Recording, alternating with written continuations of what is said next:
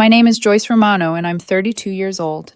If you'd asked me a month ago what my life looked like, I'd have told you it was perfect or close enough to fool anyone looking from the outside. I was engaged to a man everyone called too good to be true, Orlando Cole. 30 charming, thoughtful, in that quiet way that makes you trust him without trying. We were supposed to get married in 3 months, September 15th. Everything was booked: the venue, the photographer, the flowers, even the string quartet my mom insisted on. For years, I thought I'd finally won at love. I used to joke that Orlando was the calm to my chaos. Now I realize he was just the silence before the storm. It started small. A few months back, Orlando began staying late at work, scrolling through his phone more often, smiling at something unseen. When I'd ask, he'd brush it off. Just catching up with old friends, babe. He mentioned one name more than once, Maya, his ex from college. I remember the first time he said it casually. Oh, Maya got a promotion. Good for her. My stomach twisted a little, but I didn't say anything. People stay in touch with their exes, right? That's what I told myself. But the truth. Sometimes your gut whispers before your heart catches up, and mine had been whispering for weeks. It was a Thursday night when the truth stopped whispering and started screaming. Orlando said he was going out with his coworkers some casual bar downtown to celebrate a project completion. He kissed my forehead, promised he'd be home by midnight, and left smelling faintly of cedarwood and confidence. I stayed home, folded laundry, half-watched a Netflix show, and eventually fell asleep on the couch. At 1:17 a.m., my phone buzzed nonstop notifications from Instagram. I rubbed my eyes, still groggy, and opened the app. The first photo was innocent Orlando, and a few friends' beers in hand, smiles too wide. The second was louder lights, music, people laughing, faces blurred in motion. And then the third, my heart dropped into a silence so heavy I could hear my own pulse. There he was. Orlando sitting on a low leather couch, Maya on his lap. Her head tilted back, laughing, one arm draped around his neck, his hand on her thigh like it belonged there. The caption read, "Sometimes you miss the old days." At first, I thought my brain was playing tricks on me. I zoomed in, blinked, stared again. It didn't change. Nothing did. There were already 50 likes, comments pouring in. Aw, you two, OMG, this is adorable. Old flames never die. My fingers went cold around my phone. My fiancé, the man whose tuxedo fitting I'd confirmed 2 days ago, was sitting on his ex's lap, smiling like he never left her, and the internet was cheering them on. I didn't cry. I just froze. Because in that moment, it felt like the whole world had seen something I wasn't meant to, like I was the last to find out about my own life. When Orlando came home at 2:43 a.m., I was sitting in the dark at the kitchen table, the blue light of my phone casting ghostly shadows across my face. He stumbled in quietly like a man returning from war, careful, hesitant, trying not to wake the guilt. "Hey, you're up," he said. "Yeah," I answered. My voice was calm, too calm. "I saw your post." He blinked. "What post?" I turned the phone around the screen, glowing with that picture. His expression faltered for half a second before he forced a laugh. "Oh, that Maya posted it, not me. It's just nostalgia, you know." "A joke." "A joke." My words were soft but sharp. "You're sitting on her couch. She's sitting on your lap. You're both smiling like newlyweds. What's funny about that?" He sighed, rubbing the back of his neck. "You're overreacting, Joyce. It was innocent. You know how people are online, dramatic captions, no context. It doesn't mean anything." "Doesn't mean anything," I repeated quietly. "Right.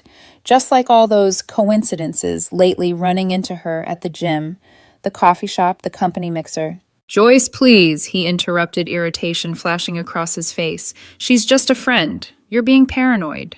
The word paranoid hit harder than I expected. It's the kind of word meant to make you doubt yourself. And I did, for months. But not tonight. "I'm not paranoid," I said slowly. "I'm awake." He stared at me for a long moment before muttering, "I'm going to bed. We can talk when you're calmer." He brushed past me. I could still smell Maya's perfume on his jacket. I sat there long after he'd gone upstairs, staring at my reflection in the black surface of my phone screen. My engagement ring glittered faintly under the kitchen light, 1.5 carats of promises I no longer believed in. There's a kind of pain that doesn't scream. It just hums inside you, steady, sharp, alive. I wasn't angry yet, just numb. I kept thinking about the caption. "Sometimes you miss the old days." Did he? Did he miss her laugh, her touch, her world, the one that didn't include me? The comments kept piling up, strangers feeding on a story they didn't know, and for the first time in years, I felt small. Smaller than the screen, smaller than my own love. By sunrise, I hadn't slept a minute. I brewed coffee I couldn't drink and watched Orlando's phone light up with notifications. He didn't even bother to hide them. Somewhere between the third and fourth ping, something in me snapped quietly, elegantly. Not like glass shattering, but like silk tearing, soundless final. I realized love doesn't die with betrayal. It suffocates under indifference. And that morning, watching him pretend nothing had happened, I made a silent promise if he wanted to show the world a story, I'd show them the ending. When Orlando came downstairs, bleary-eyed and defensive, I looked him straight in the eye.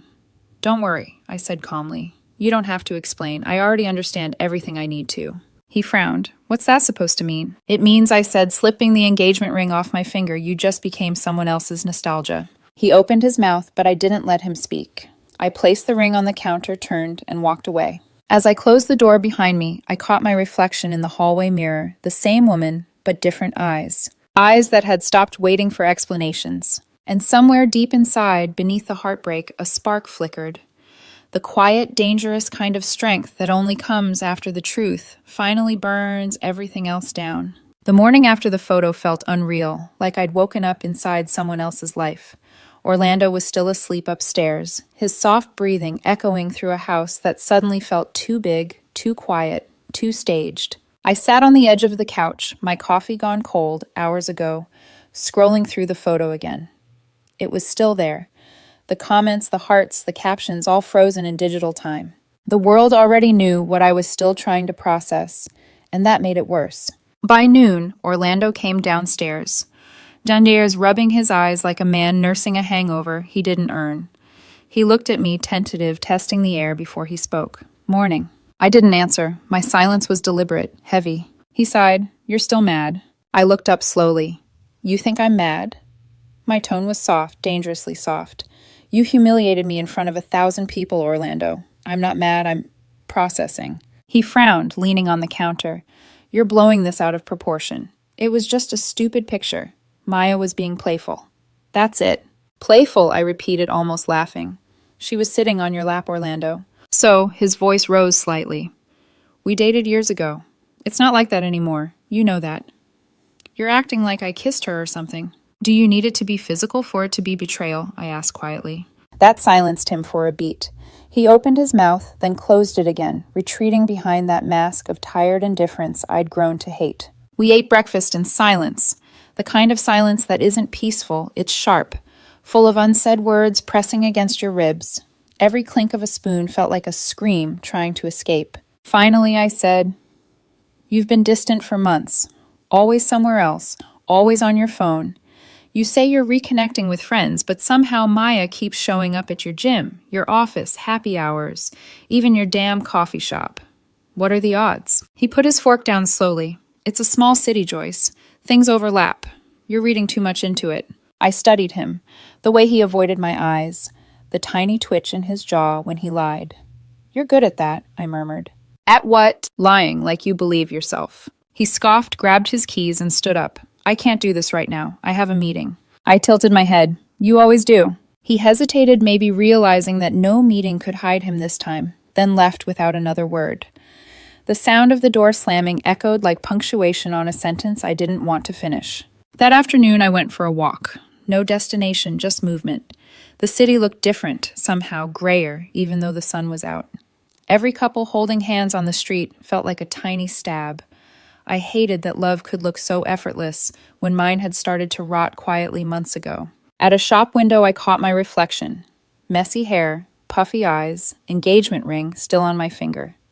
For a moment, I wanted to rip it off and fling it into traffic. But I didn't. Not yet. Because deep down, I knew something. When love dies, you don't bury it immediately. You keep staring at it, waiting for it to breathe again.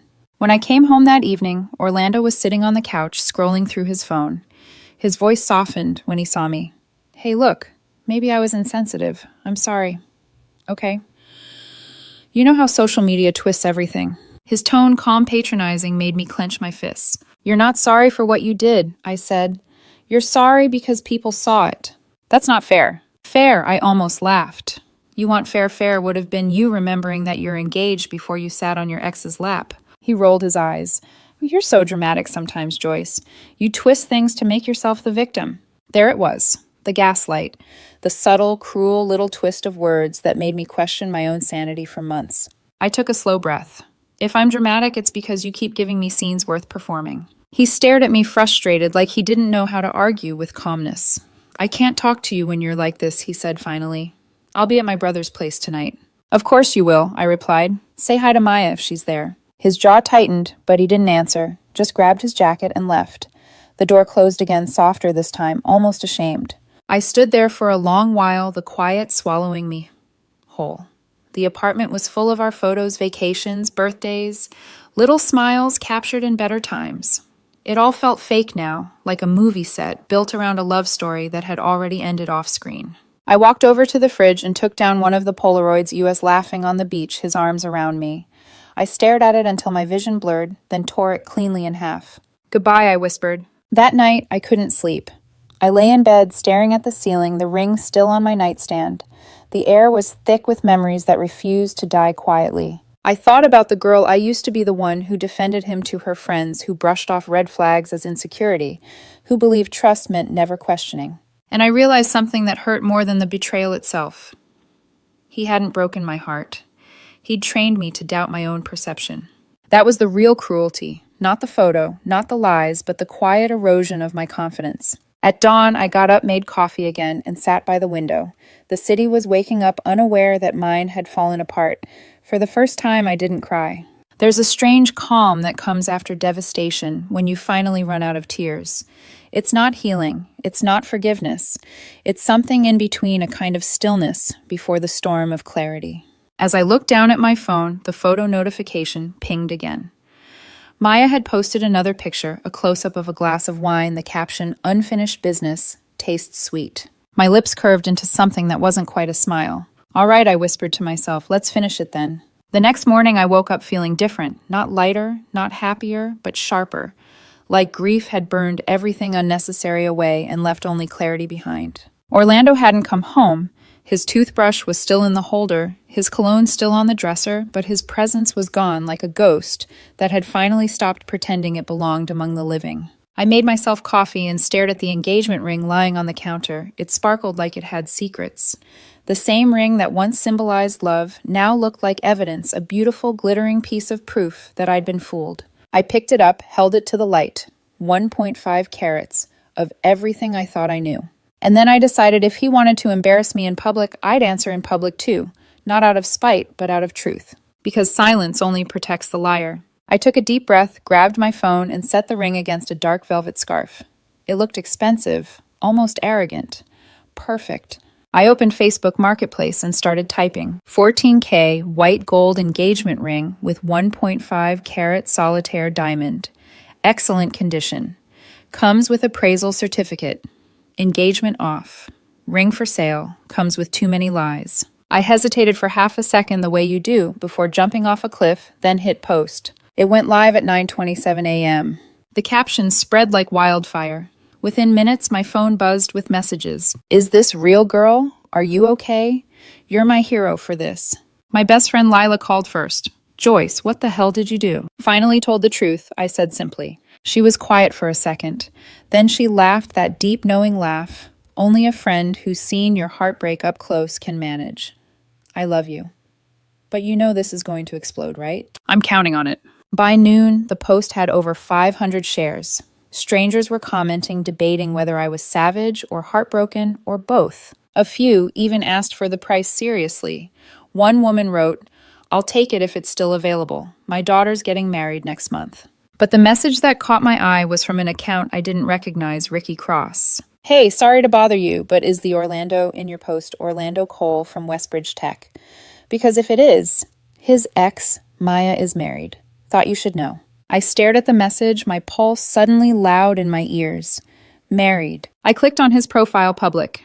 There it was, a photo of him and a woman captioned, My sister Maya and me at her wedding last year. Everything blurred for a moment. Maya wasn't just an ex, she was someone's wife. Which meant Orlando hadn't just been flirting with nostalgia, he'd been walking into another woman's marriage while still promising me forever. I sat back in my chair, heart pounding, but then I laughed. It wasn't hysterical, not even bitter. Just a small, exhausted laugh of recognition. Because of course there was more. When men like Orlando lie, they never stop at one truth. By 3 p.m., Orlando finally texted me. Orlando, take the post down, now. Me. Why is it bad for your image? Orlando. You're making a scene. Everyone's seeing this. My mom just called. Me. Good. She raised a man who sits on married women's laps. Orlando. That's not true. Maya and her husband are separated. Me. You sure? Because her brother doesn't seem to know that. There was a pause, then no reply. Half an hour later, my phone rang. The caller ID made me blink Mrs. Cole. I picked up slowly. Joyce. Her voice trembled between anger and embarrassment. What are you thinking? Posting private matters on the internet. What private matters? I asked evenly. Your son's photo with a married woman, or the fact that he lied to me about it. Orlando made a mistake, she snapped. You don't have to ruin his reputation over one stupid photo. I smiled faintly. I'm not ruining anything, Mrs. Cole. I'm just letting the truth have better lighting. She went quiet, then she hung up. By evening, it was all over social media. Engagement offering for sale became a local headline. People tagged their friends arguing about who was right. Some called me petty. Others said I was iconic. But the ones that mattered most were from women strangers who wrote things like, You just helped me walk away from my own Orlando. Thank you for reminding me silence isn't strength. I didn't reply, but I read every one, because that night for the first time I didn't feel weak or humiliated. I felt understood. At 10 p.m., Lila came over with takeout and a bottle of cheap champagne. We sat on the floor, laughing between bites. You realize, she said, raising her glass, you've basically become an urban legend. The woman who sold her ring and her silence in the same day. I clinked my glass to hers. Good. Maybe legends don't cry themselves to sleep. We drank. For the first time in weeks, I laughed until my stomach hurt. But later that night, when the laughter faded and Lila went home, I sat alone again, scrolling through Orlando's messages, his photos, our plans, that now felt like someone else's dreams. I thought about deleting it all, but I didn't. Not yet. Because some memories aren't meant to be erased. They're meant to be studied reminders of who you'll never be again. Just before midnight, my phone buzzed again. Another message, this time from an unknown number. You should be careful who you trust, Joyce. Not everyone wants to help you. No name, no profile, just those words. I stared at it uneasy. The air in the room felt colder somehow. And for the first time since this began, I wondered maybe Orlando wasn't the only one with something to hide. By sunrise, the entire city seemed to know my name. My post had gone from viral gossip to full-blown internet spectacle. Strangers debated my life over coffee, while people who hadn't spoken to me in years suddenly checked in. Some were supportive. You're brave, Joyce. Some, judgmental. Air your laundry privately next time. And then buried in between one comment that chilled me. He did the same thing to my cousin 2 years ago. Walk away, girl. He'll never change. That was when I realized I hadn't just exposed a moment.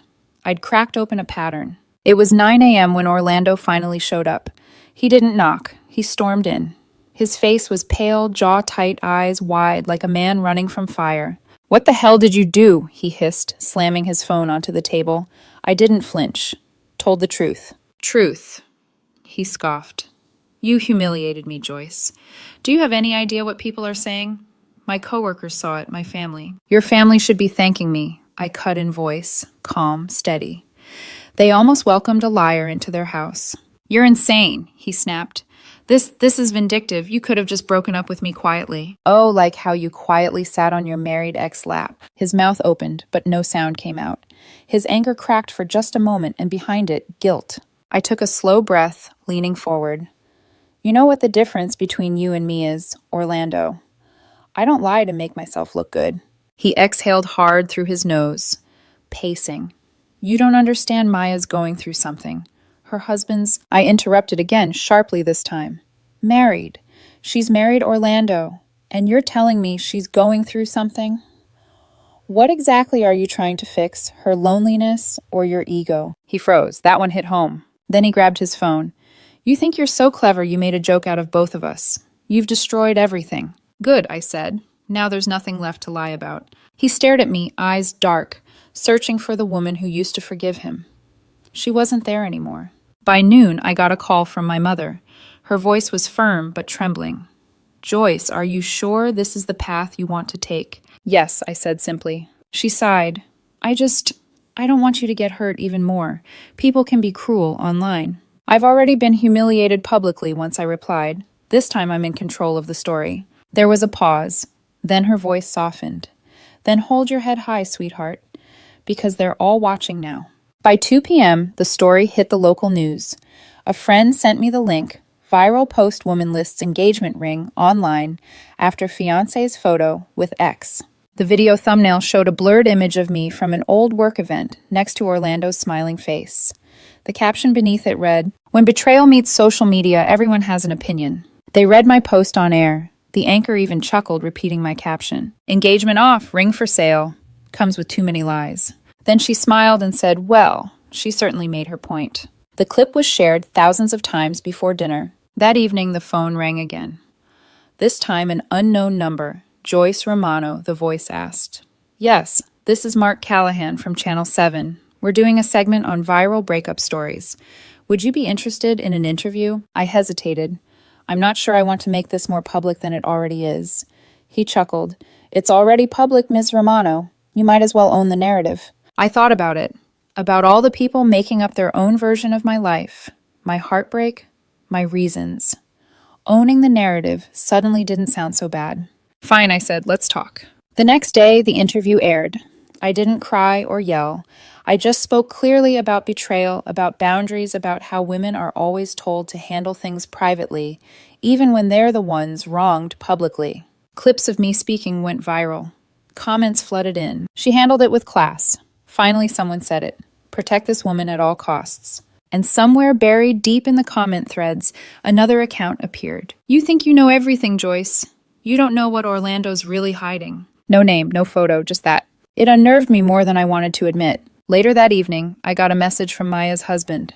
I didn't recognize the name at first, Liam Bennett. "Hi, Joyce. You don't know me, but I'm Maya's husband. I saw your story. She told me it was innocent, but I checked her phone. There were messages, months of them, late-night calls, plans. I thought you deserved to know." Attached were screenshots. Orlando's name, the same tone I'd known so well. "You make me feel alive again. I can't stop thinking about you. Don't tell Joyce. She's been suspicious lately." Each word burned like acid down my throat. I didn't cry. I didn't even blink. I just sat there numb, reading proof of everything I'd already felt but hadn't wanted to believe. When Orlando came over again that night, probably to explain himself, I was ready. He walked in mid-sentence, already defensive. Joyce listened. Things got blown way out of... I held up my phone, showing him the screenshots. He froze. The color drained from his face. This isn't what it looks like," he stammered. "It's exactly what it looks like," I said. My voice didn't shake. "You weren't missing the old days, Orlando. You were trying to rewrite them." He looked around desperate. "We can fix this, please. We were good, Joyce. We were nothing," I interrupted. "You were pretending, and I was believing. That's not love. That's theater." His shoulders slumped. "I made a mistake." "No," I said. "You made a choice." That was the last time I saw him. He left quietly without another word. By the next morning, he'd deleted his social media, and the internet had moved on to another scandal. But for me, the quiet after the storm wasn't peace. It was something heavier. Because when the noise fades, that's when you finally hear the truth you've been avoiding. And mine was simple. I'd been loving a man who didn't exist, at least not the version he showed me. That night, I took the ring out one last time, turned it in my palm, studying the light bouncing off the diamond. A symbol of promises never kept. Then I tucked it back in its box and sent a message to the woman who'd inquired earlier. "Hi, this is Joyce. The ring's still available if you're still interested." She replied immediately, "Yes, my daughter's getting engaged. Can I meet you tomorrow morning?" "Perfect," I whispered, setting the phone down. Because I was finally ready to let it go, the ring, the story, the pain. All of it. The next morning, the city felt strangely calm, like it was holding its breath after a storm. I woke up early, made coffee, and opened the curtains. The sunlight spilled into the apartment soft and warm, touching everything that used to remind me of him. The wine glasses from our engagement toast, the frame photo of us in Santorini, even the half-finished puzzle we never completed. For the first time, I didn't feel pain when I looked at them, just distance, as if those memories belonged to someone else. At 10 a.m., I met the buyer at a coffee shop downtown. A middle-aged woman with kind eyes approached me, smiling nervously. Joyce. Yes, I said. She sat down and placed an envelope on the table. 9,500, as we agreed. I handed her the velvet box. Take good care of it. It's been through enough. She opened it and gasped softly. It's beautiful. My daughter's going to love it. I smiled faintly. Good. It deserves a better story than mine. The woman reached across the table and squeezed my hand. Honey, I don't know the details, but you did the right thing. Some lessons are expensive, but they buy freedom. Her words lingered long after she left. When I got home, I took one last look at the empty spot where the ring used to sit on my dresser. It felt symbolic. The absence itself was cleaner than the presence had ever been. I didn't check social media that day. I didn't want to. But my phone buzzed anyway. A new email. From Orlando Cole, subject, I'm sorry. For a long time, I just stared at it. I could have deleted it unread. But curiosity, that old weakness, won. I clicked it open. Joyce, I know you don't owe me anything. You probably hate me. You should. But I need to say this. I wasn't honest with you, not about Maya, not about how confused I was. I thought I wanted closure. I thought I needed to prove something to myself. But I hurt you instead. You didn't deserve that. She and I are done for good. Her marriage fell apart. I've lost everything that mattered because I couldn't stop chasing ghosts. You were the real thing, Joyce. I just didn't know how to be real with you. I hope someday you'll forgive me, even if we never speak again. Orlando. I read it once, then again, and then quietly I smiled. Forgiveness wasn't the same as forgetting. It wasn't even acceptance. It was just the moment you realized you no longer cared enough to hate. I deleted the email without replying. A week later, Maya's story broke. Someone, probably her husband, leaked screenshots of her messages with Orlando to a gossip blog. The internet that once adored her turned vicious. Comments flooded in. So she was the married one. Imagine wrecking two relationships for nostalgia. Maya disappeared from social media overnight. Orlando too. The noise that had filled my life for weeks suddenly vanished, leaving behind only silence, but this time it wasn't heavy. It was peace. I started running again, cooking for one, sleeping through the night. Small things. I even laughed real laughter when Lila called to tell me a meme had gone viral. When he says it was just a photo, sell the ring and your silence. I didn't mind. If humor was how people remembered me, so be it. I'd spent enough time being tragic. One afternoon, while sorting old boxes, I found our wedding invitations, cream paper gold lettering. My name next to his still intertwined like it meant something. I stood for a moment, then took a lighter from the drawer. Flame met paper, and the edges curled. The ink bled into smoke, soft and gray. It wasn't revenge. It wasn't anger. It was closure. A few months later, I bumped into the woman who'd bought the ring. She recognized me instantly. Oh, Joyce, you won't believe it. My daughter just got engaged last week. Same ring, same sparkle. She said yes, under a maple tree in autumn. That's wonderful, I said. And I meant it. She smiled. I told her this ring already has a story, one that ended, so hers could begin. I walked away that day, feeling something I hadn't felt in months light. Like I'd finally stepped out of someone else's shadow. It's been 6 months now. I don't think about Orlando much anymore. Sometimes when a memory sneaks in, it's softer, like a movie I've already watched too many times. People still ask if I regret posting that listing, and I tell them the truth. No, because sometimes silence protects the wrong person.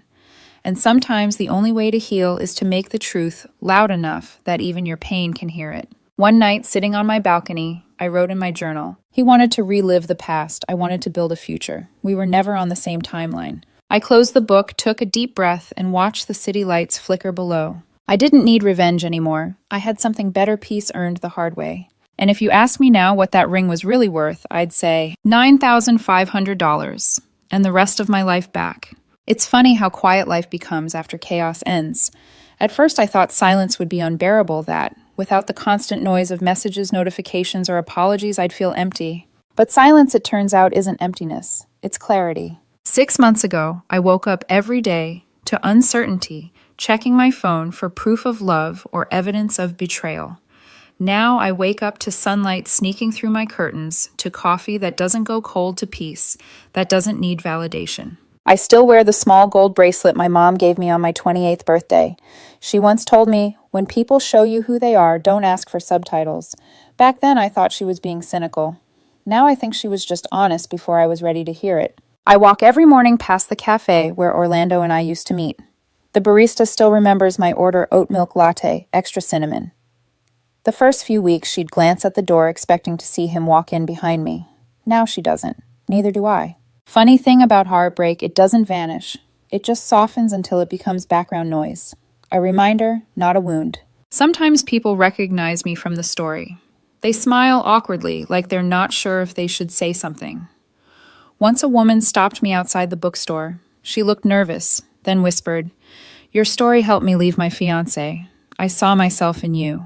I didn't know what to say, so I just hugged her, because I knew exactly what that kind of freedom costs and how worth it is.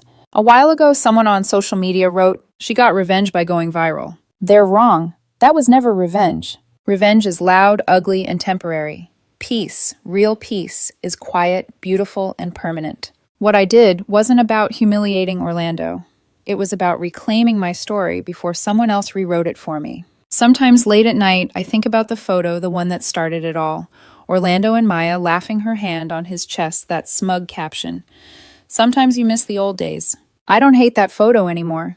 In a strange way, I'm grateful for it, because it ended something that needed to end.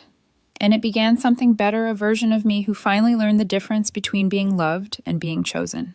Now, when people ask what happened, I just smile and say, I sold the ring and bought peace. They laugh, thinking it's a metaphor. But to me, it's literal truth. I sold a promise that wasn't real, and in return, I bought my silence back. Not the silence of weakness, but of strength. The kind that doesn't need to explain itself anymore. If you're watching this and wondering whether it's worth it to walk away, it is. I know it's terrifying. I know the nights feel endless. But one morning you'll wake up, pour your coffee, and realize you didn't think about them once.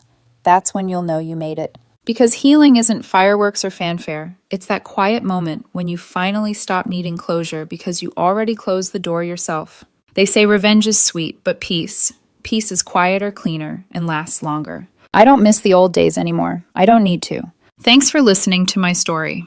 If you've ever had to choose truth over comfort or peace over someone you loved, tell me in the comments.